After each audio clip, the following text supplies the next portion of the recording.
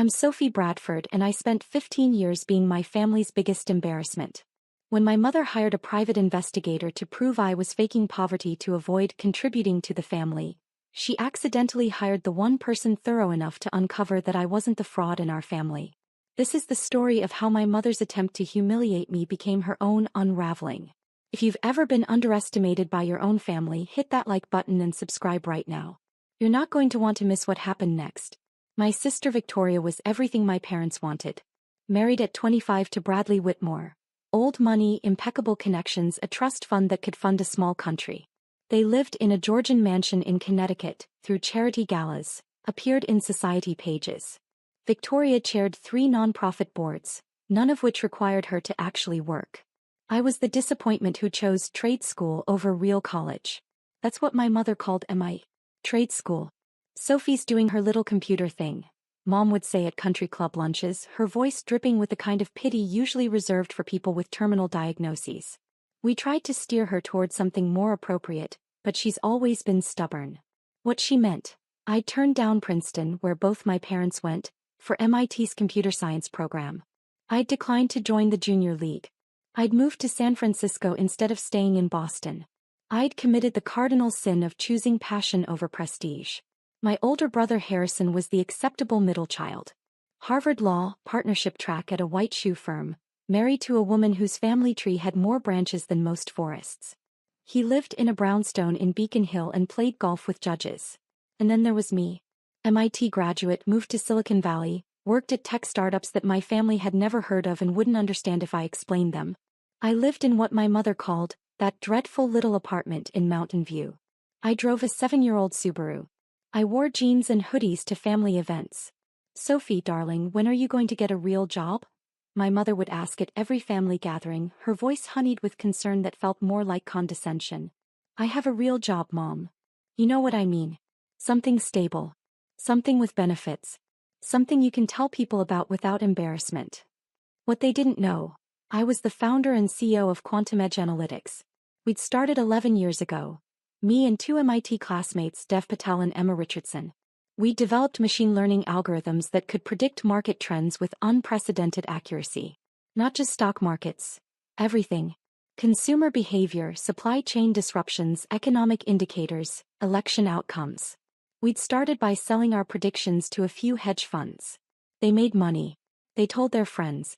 Within 3 years, we had 75 clients paying between $500,000 and $3 million annually for access to our platform. By year 5, we'd expanded into proprietary trading. We weren't just predicting the market, we were playing it. Our algorithms were generating returns that made traditional fund managers weep. By year 8, we'd been acquired by a major financial institution for $420 million. I retained a 40% stake in full operational control as CEO. My personal payout, $168 million. Current net worth, $180 million, give or take a few million depending on market conditions. I'd never told my family any of this. Why? Because I needed to know who they were when they thought I was worthless. I needed to see if they could love Sophie the person, not Sophie the asset. I got my answer years ago, but I kept watching. Kept documenting. Kept building. I lived in a modest apartment because I was barely home. I worked 80-hour weeks. I drove a Subaru because I didn't care about cars. I wore hoodies because they were comfortable and I wasn't trying to impress anyone. At family gatherings, Victoria would hold court in designer dresses, discussing her latest charity event or renovation project. Harrison would talk about his cases, name-dropping clients and judges. My parents would beam with pride. Then they'd turn to me. And Sophie, how's the computer job? Good. Still at that startup? What was it called again? I'm doing fine, Mom. She won't even tell us the name of her company. My mother would laugh to her friends. So secretive. I think she's embarrassed. Meanwhile, Quantum Edge had just been profiled in the Wall Street Journal.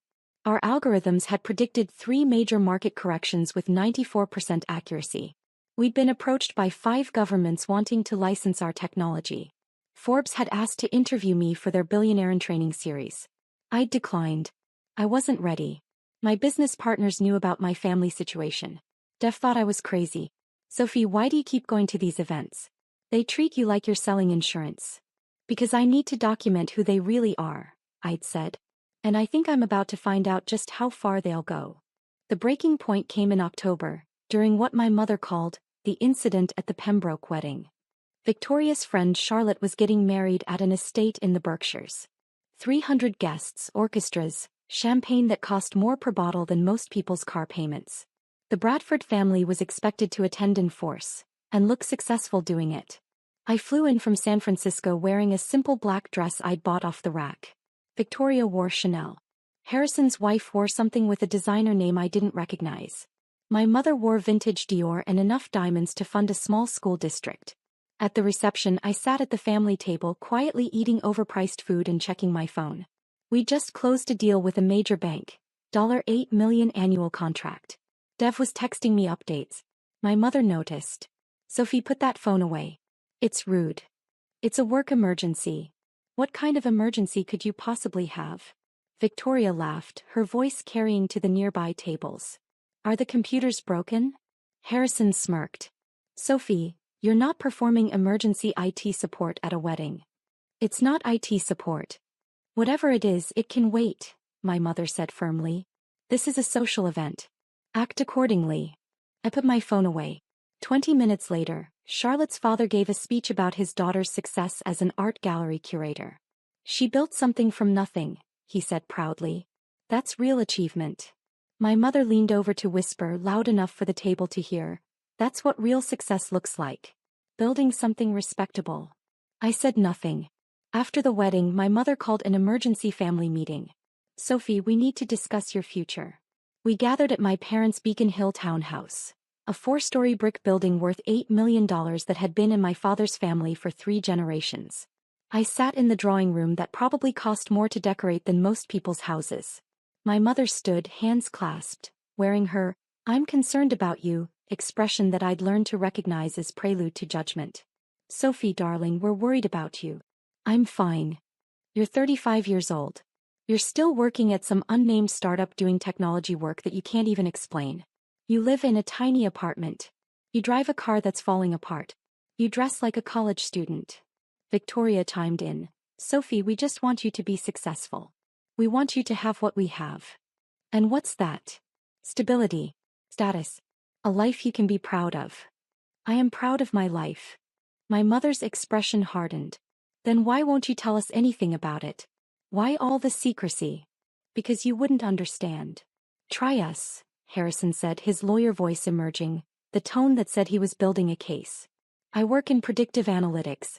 Machine learning algorithms for financial forecasting. Blank stares. I told you wouldn't understand. My mother sat down heavily. Sophie, I'm going to be blunt. We think you're lying about your career. We think you're actually struggling, maybe even unemployed, and you're too ashamed to tell us. Why would you think that? Because you live like you have no money. Victoria exploded. You won't buy nice clothes, you won't upgrade your car, you won't even go to a proper salon. Either you're broke or you're being deliberately spiteful. Spiteful about what? About not being like us, my mother said quietly. About not having what Victoria has. What Harrison has. We think you're punishing us by pretending to be poor when you could be asking for help. The logic was so twisted I almost laughed. You think I'm faking poverty to punish you? What other explanation is there? My father spoke for the first time. He'd been silent throughout, but now his voice carried the weight of disappointment. You have a degree from MIT. You should be doing better than this. Unless you're not and you're lying about having a job at all. I have a job. Prove it, Victoria demanded. Show us a pay stub. Show us your company badge. Show us anything that proves you're actually employed. I could have pulled up Quantum Edge's website on my phone. Could have shown them the Wall Street Journal article. Could have logged into my bank account and let them see the balance. But I didn't. Because I realized in that moment that they didn't want proof I was successful. They wanted proof I was failing. No, I said simply. See. Victoria turned to my parents. She can't prove it because she's lying. My mother pulled out her phone and made a call. Yes, this is Amanda Bradford. I'd like to schedule a consultation. Yes, a comprehensive background check. My daughter. I need to know the truth about her employment and finances. She hung up. I've hired a private investigator. If you won't be honest with us, we'll find out the truth ourselves. You hired a PI to investigate me? We need to know what's really going on, Sophie. We need to know if you need help or if you've been lying to us for years. Her voice took on a righteous tone. Either way, we'll finally have the truth. And when will this investigator present his findings? Christmas dinner. Here. In front of the whole family. Extended relatives, everyone. No more secrets. Drop a comment and let me know where you're watching from tonight. I left Boston the next morning and flew back to San Francisco. I went straight to Quantum Edge headquarters. A stunning office building in Soma that we'd purchased 2 years ago for $45 million. Dev and Emma met me in the conference room. Your family did what? Emma stared at me in disbelief. Hired a private investigator to prove I'm either unemployed or lying about my career. Dev started laughing. Then stopped when he saw my face. You're serious? Completely. They think I'm faking poverty to punish them for being successful. Sophie, Emma said carefully, when this investigator looks into your background, he's going to find Quantum Edge. He's going to find the acquisition. He's going to find your net worth. I know. And I'm going to let him. In fact, I'm going to help him. I called our head of legal, Patricia Chin. Patricia, I need you to prepare a complete financial disclosure package. Everything about Quantum Edge, the acquisition, my personal holdings. I want it comprehensive and unquestionable. Why? Because my family hired a PI to investigate me and I want him to find the truth. All of it. Next, I researched the investigator my mother hired. Robert Kane from Kane Investigative Services. Former FBI, 25 years of experience, reputation for being thorough to the point of obsessive. Perfect. I called his office. Mr. Kane, this is Sophie Bradford. You were hired by my mother to investigate me. Pause. Ms. Bradford, I can't discuss ongoing investigations with subjects. I'm not asking you to discuss it. I'm calling to offer full cooperation. I'll provide complete access to my employment records, financial documents, anything you need. I want your report to be absolutely accurate. Longer pause. Why would you do that? Because I have nothing to hide. And I think your investigation is going to find significantly more than my mother expects. Miss Bradford, will you meet with me? I'll bring documentation. You can verify everything independently. We met at a coffee shop in Boston 2 weeks later. I brought Patricia and a briefcase full of documents. Kane studied me across the table. In 25 years, I've never had a subject volunteer to help me investigate them. I'm not a typical subject. I slid the briefcase toward him. Complete employment history, financial statements, corporate documentation for Quantum Edge Analytics, acquisition agreements, tax returns for the past 10 years. Everything. He opened the briefcase slowly like it might explode. He pulled out the first document, Quantum Edge's most recent financial statement showing $147 million in annual revenue. His eyebrows rose. You're the CEO of this company? Founder and CEO. I own 40% of it. We were acquired 3 years ago for $420 million. My personal payout was $168 million.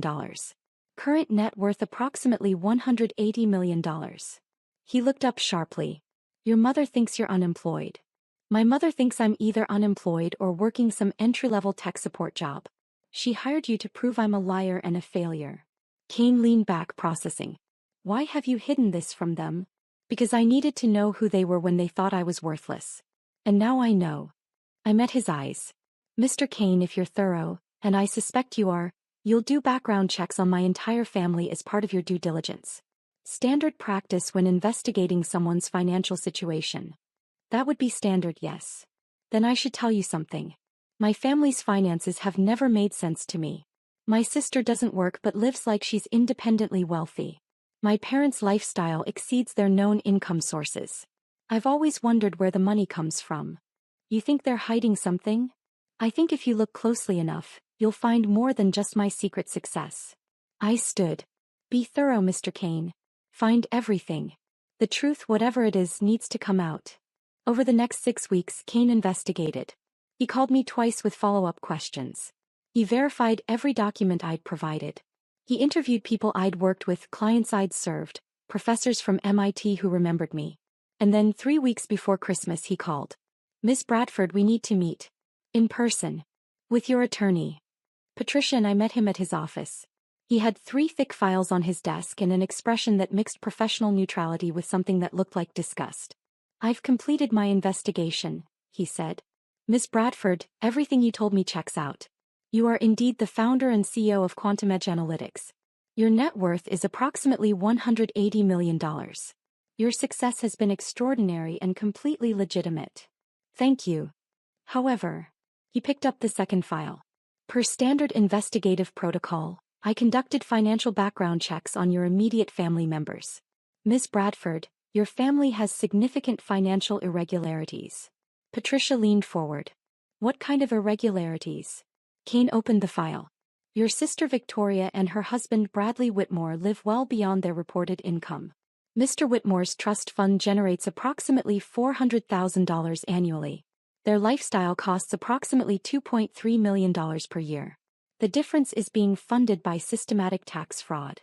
He pulled out documents. They've been claiming false business expenses, hiding rental income from properties they own, underreporting gift income. The discrepancy totals approximately $3.7 million over 8 years. My stomach dropped. What else? Your brother Harrison and his wife Emily are engaged in a different scheme. Harrison's law firm handles estate planning for wealthy clients. Over the past 6 years he's redirected approximately $2.1 million from client accounts into accounts he controls. It's sophisticated, small amounts from large estates, difficult to detect unless you're looking for it. That's embezzlement. Yes. Kane opened the third file. His voice became quieter. Your parents, Amanda and Richard Bradford. This is the most extensive. They own multiple properties that generate rental income. They've been reporting these properties as personal residences to avoid taxes on the rental income. Additionally, they've been writing off personal expenses as business expenses through a shell corporation. The total tax evasion is approximately $1.4 million over 10 years. I felt cold. My entire family is committing financial crimes? Not your entire family. You're clean. But yes, Victoria, Harrison, and your parents have all engaged in substantial financial fraud. Combined total, approximately $7.2 million in tax evasion, fraud, and embezzlement. What happens now? I'm required to report this to the IRS and relevant law enforcement. These are federal crimes, Ms. Bradford. Your family is going to be investigated, audited, and likely prosecuted. Patricia spoke carefully. Mr. Kane, when will you be presenting these findings to Mrs. Bradford? She requested a presentation at Christmas dinner. December 25th, in front of extended family. I've been instructed to present everything I found. He looked at me. Miss Bradford, I'm sorry. I know this isn't what you wanted. Actually, I said quietly, it's exactly what I needed. The truth, whatever it cost. Hit that subscribe button if you've ever had to set boundaries with toxic family, because what happened next changed everything. Christmas morning in Boston was picture perfect. Snow falling gently, the Beacon Hill townhouse decorated like a Hallmark movie, the smell of expensive food being prepared by the catering company my mother had hired. I arrived at 11 wearing a tailored black suit, the first time my family had seen me in professional clothing. I pulled up in my Subaru, parked behind Victoria's Mercedes and Harrison's BMW. Patricia arrived separately, dressed in her lawyer armor. We'd coordinated carefully. The house was full. Extended family, aunts, uncles, cousins, family friends, people from my parents' country club. My mother had invited everyone she could think of to witness what she believed would be my humiliation. Sophie. My mother kissed my cheek, her smile bright and sharp. So glad you could make it. And you brought a guest. My attorney, Patricia Chin. My mother's smile faltered slightly. Why would you need an attorney for Christmas dinner? Mr. Kane is presenting a report about my finances. It seemed prudent. Victoria appeared in a dress that probably cost more than my Subaru. Oh, Sophie, are you really bringing a lawyer? That's so dramatic. We'll see. Robert Kane was already there, sitting in the library with his laptop and 3 sealed files. He nodded at me but said nothing. At 1 o'clock, my mother clinked her crystal champagne flute. Everyone, if you could gather in the living room, please. We have some family business to address before dinner. The living room was massive. 25 people fit comfortably. The family sat on the elegant furniture. Friends and extended relatives stood around the edges, curious and eager. My mother stood in front of the fireplace like she was giving a TED Talk. Thank you all for being here. As many of you know, we've been concerned about Sophie for quite some time.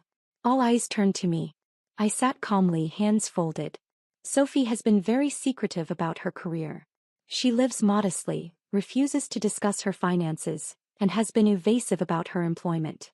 We worried that she might be struggling, or worse, lying about having a career at all. Murmurs of concern and judgment rippled through the room. So we did what any concerned family would do. We hired a professional investigator. She gestured to Kane. Robert Kane is one of the most respected private investigators in New England. We asked him to conduct a comprehensive background check on Sophie, to find out the truth about her career, her finances, her life. My father stood beside her. We love Sophie, but we needed to know if she needed help, or if she's been deceiving us. Victoria added, "This report will finally show everyone who Sophie really is. No more secrets." Kane stood slowly, picking up his laptop and the 3 files. "Mrs. Bradford, before I begin, I need to clarify the scope of my investigation. You asked me to investigate Sophie's financial and employment status. I did that. But I also conducted standard due diligence background checks on all relevant parties. That's comprehensive investigative practice." My mother frowned. "Relevant parties? Your family. When investigating someone's finances, it's standard to examine family financial history, connections, and relationships that might impact the subject's economic status." "Yes, fine, whatever." My mother waved her hand dismissively. "Just tell us about Sophie." Kane opened his laptop and pulled up his first document. Report 1. Sophie Elizabeth Bradford, Financial and Employment Background. The room went silent. Ms. Bradford holds a Bachelor of Science in Computer Science from MIT, graduated summa cum laude. Following graduation, she co-founded Quantum Edge Analytics, a predictive analytics firm specializing in machine learning algorithms for financial forecasting. My mother's confident smile started to waver. Over 11 years, Quantum Edge grew to 75 clients, including major hedge funds, financial institutions, and government agencies. Annual revenue at time of acquisition, $147 million. Gasps echoed through the room. Victoria's face went white. 3 years ago, Quantum Edge was acquired by Goldman Capital Partners for $420 million. Ms. Bradford retained a 40% equity stake and operational control as CEO. Her personal payout from the acquisition was $168 million. My grandmother's pearls clattered to the floor. No one moved to pick them up. Ms. Bradford currently serves as CEO of Quantum Edge, which operates as a wholly owned subsidiary of Goldman Capital Partners. Her annual compensation is $850,000 plus performance bonuses averaging $2.1 million. Her equity stake is currently valued at approximately $95 million. She maintains additional investment accounts worth $17 million. Kane looked up. Sophie Bradford's current net worth is approximately $180 million. The silence was absolute. I could hear someone's watch ticking. My mother's mouth opened and closed without sound. Ms. Bradford has been profiled in the Wall Street Journal, Forbes, and Fortune magazine. Her algorithms have predicted 3 major market corrections with over 90% accuracy. 5 governments have approached her about licensing her technology. She was offered a position on the Federal Reserve Advisory Council, which she declined to focus on her company. Kane slid a folder toward me. "Ms. Bradford, your complete professional profile. Everything your family asked me to find." I didn't open it. I knew what was inside. Victoria found her voice first, shrill and panicked. "You've been lying to us for 11 years? "I never lied. I told you I worked in technology. I told you I was doing fine. Everything I said was true. I just didn't specify how fine I was doing." "You let us think you were poor," my mother shrieked. "You let us worry about you." "You assumed I was poor," I corrected. "I lived modestly because I work constantly and don't care about material displays. You judged my lifestyle without ever asking about my actual career." Harrison stood up, his lawyer brain trying to process. "This is insane. Sophie, why would you hide this from us?" "Because I wanted to know if you'd love me without my success," I said quietly. "And now I know you wouldn't." "Mr. Kane," my father's voice cut through the chaos. "Is this report complete?" Kane's expression became stone. "No, sir. It's not." The room went very still. As I mentioned, I conducted comprehensive background checks on all relevant parties. That includes Sophie's immediate family. He picked up the second file. "What I found requires reporting to federal authorities." My mother's face drained of color. "What are you talking about?" Victoria Bradford Whitmore and Bradley Whitmore. Tax fraud, underreporting of income, false business expense claims. Total tax evasion. Approximately $3.7 million over 8 years. Victoria started screaming. That's a lie. You can't prove. Kane slid a folder toward her. Tax returns showing reported income of $400,000 annually. Financial records showing actual spending of $2.3 million annually.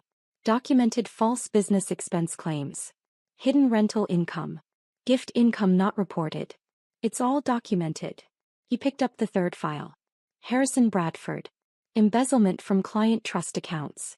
Over 6 years, you've redirected approximately $2.1 million from estates you managed as executor into accounts you control. Harrison lunged forward. You're insane. I'm an attorney. I would never. Wire transfers from client accounts to your personal accounts. Falsified estate accounting documents. Testimony from your firm's bookkeeper who became suspicious and kept copies of records. The evidence is comprehensive. Kane opened the final file. He looked at my parents, Amanda and Richard Bradford. This is the most extensive.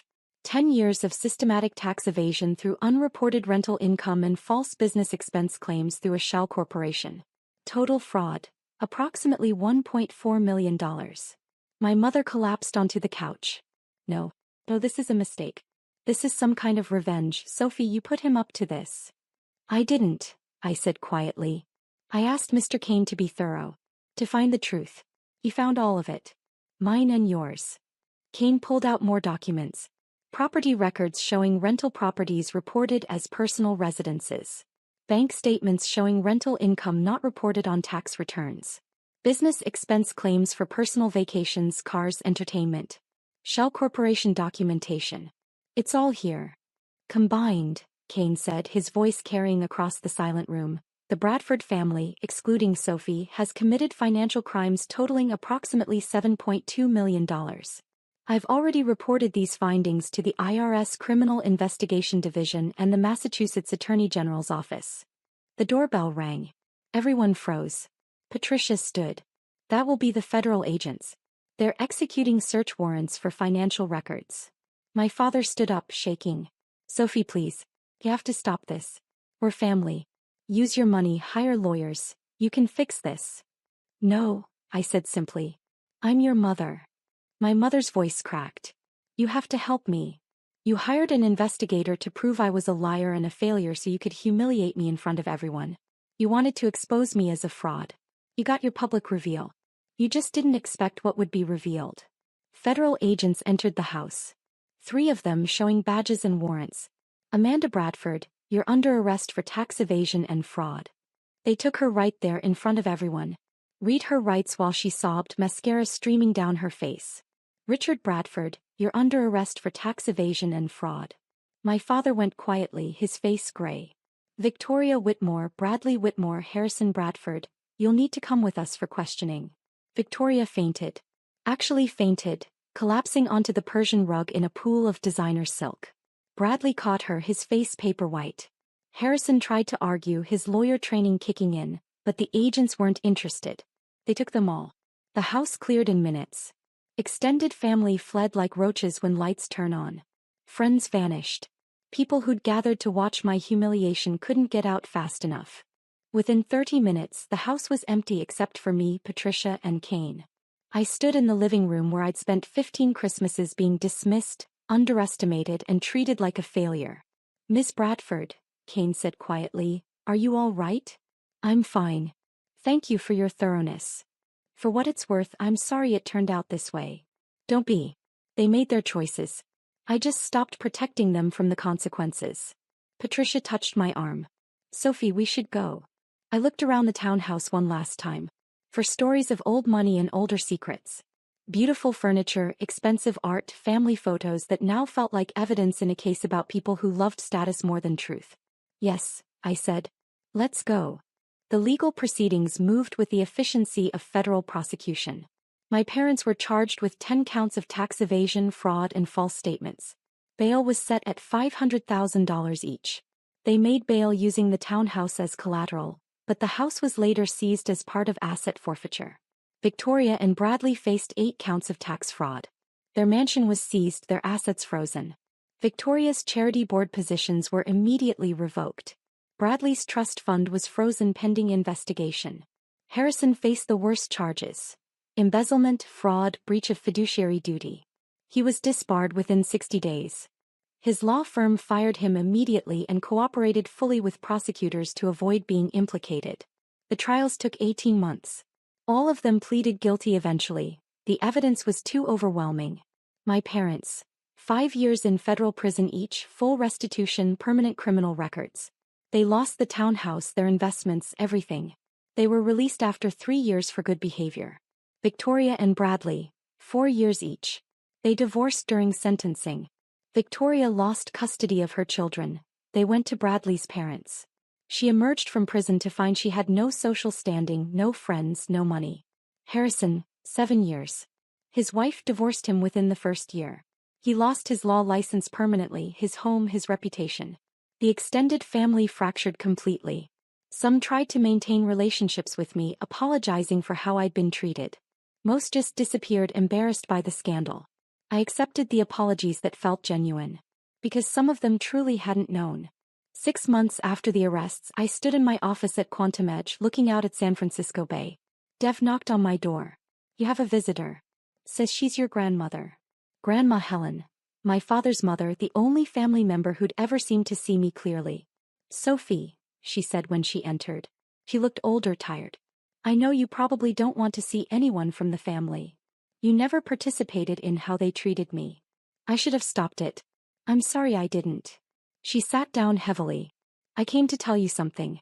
Your grandfather left you money, $500,000.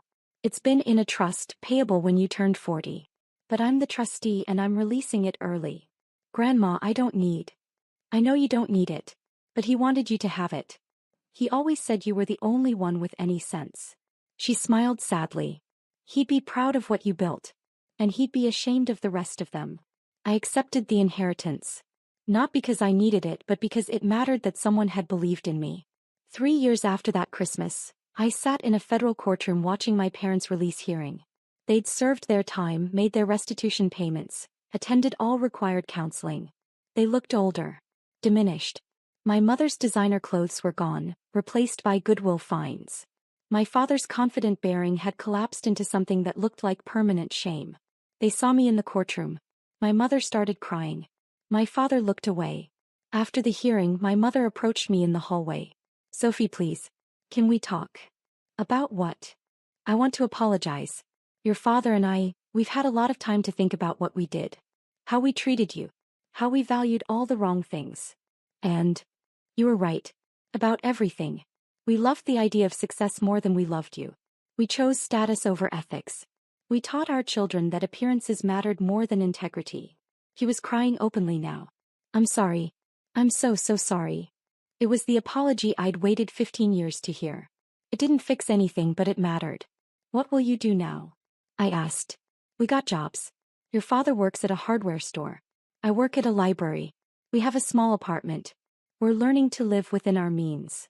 She laughed bitterly. "Learning to be the kind of people we should have been all along. That's good. Can we try? To have a relationship? Not about money. Just as family?" I thought about it for a long moment. "Maybe. Eventually. With boundaries. And only if you're genuinely different, not just sorry you got caught. We are different. Prison changes you. Losing everything changes you. It's been 5 years now. I have a cautious relationship with my parents. They've never asked me for money. They came to Maxteca's IPO celebration and cried with pride.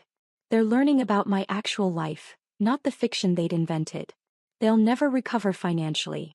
They're working class now, in their 60s with criminal records. That's the consequence of their choices. Victoria and I don't speak. She blames me for her prison sentence, her divorce, losing her children. She'll never understand that I didn't destroy her. Her own choices did that. Harrison reached out once, asking for a loan to start over.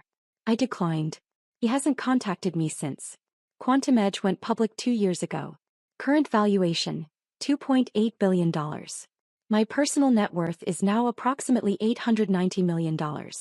I've been featured in every major business publication. I speak at conferences globally. I'm exactly as successful as I always was. Now just public about it. I established a foundation for financial literacy education. $50 million endowment to teach ethics, accountability, and the difference between wealth and worth. The irony isn't lost on me. Last week I got a letter from my mother. Not asking for anything. Just telling me she was proud of me. That she wished she'd seen me clearly years ago. That she was grateful I'd forced the truth into the light, even though it destroyed everything. You saved us, she wrote. From ourselves. From becoming worse than we already were. I know it doesn't feel like it, but you did. Maybe she's right. Maybe forcing people to face consequences is a gift, not cruelty. I learned that family is a privilege that must be earned through actions, not assumed through blood. That success without integrity is just fraud with better marketing. That the people who love you when you have nothing are the only ones who matter when you have everything. My real family is Dev and Emma and the team we built together. My family is the people who believed in my ideas when they were just code on a screen. My family is chosen, not assigned. My biological family chose status over truth, chose fraud over honesty, chose to investigate me rather than celebrate me. Those were their choices. I chose to let them face the natural consequences. That was mine. And I've never regretted it for a single second. If you've ever had to walk away to save yourself, tell me your story in the comments. Does any of this feel familiar? What would you have done? Hit that like button and subscribe for more stories about standing up for yourself when the people who should support you become the people you need protecting from. Because you're not responsible for being smaller to make others feel bigger. You're not obligated to hide your light to protect people who'd rather see you in darkness. Sometimes the best thing you can do for toxic family is let them face exactly what they've created. You are not the villain for refusing to be the victim.